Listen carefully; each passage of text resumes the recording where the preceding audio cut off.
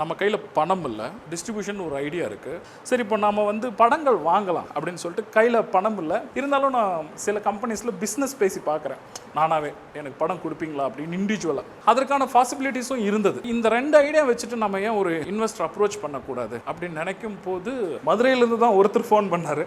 எனக்கு ரொம்ப இன்ட்ரெஸ்ட்டாக இருக்குது, நம்ம பண்ணலாம், நம்ம பேசலாம் அப்படின்னாரு. அதனால் கிளம்பி வந்தார் பெங்களூர். ஒரு டீ கடை உட்காந்து நாங்கள் 2 பேரும் பேசிகிட்டே இருந்தோம். அவர் போகும்போது ஒரு விஷயம் சொல்கிறேன், ஆனால் நீங்கள் பணம் போட்டிங்கன்னாலும் இந்த கடைசி ஒரு 6-7 மாதம் நான் வேலை இல்லாமல் இருக்கேன், நான் அந்த கேப்பை தான் ஃபில் பண்ணுவேன், அப்புறம் தான் வந்து நான் பிஸ்னஸே பண்ணுவேன். நீங்கள் கொடுக்குற பணத்தை நான் வந்து கண்டிப்பாக என் பர்சனலுக்கு யூஸ் பண்ண போகிறேன், ஒன்றும் பிரச்சனை இல்லையா அப்படின்னு கேட்டேன். குருன்னு பார்த்தாரு. பார்த்துட்டு சரி பண்ணேன் அப்படின்னு சொல்லிட்டு போயிட்டாரு. 2 வாரம் கழிச்சு அவர் பணம் போட்டார். என் பர்சனலுக்கு தான் அதை பயன்படுத்தினேன். அதுக்கப்புறம் இன்னும் கொஞ்சம் பணம் போட்டார். அதை வச்சு தொழில் மூவ் பண்ணேன். அவர் வேற யாரும் இல்லை, என் நண்பர் விஜயகுமார் அங்கே பின்னாடி உட்காந்துருக்காரு, அவர் தான். ஸோ